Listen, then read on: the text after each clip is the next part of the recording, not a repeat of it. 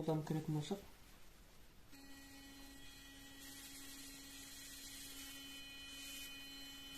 кәдімгідей қатты күш қатты екен.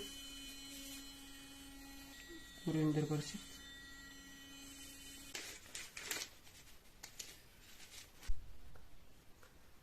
Бұның басындағы щеткасы біреу ғана екен, комплекті басқа жоқ екен. Мысалға негізі отбасыда 3-4 адам болатын болса, басындағысы бөлек сатылу керек негізі. Сатылады деп ойлаймын енді.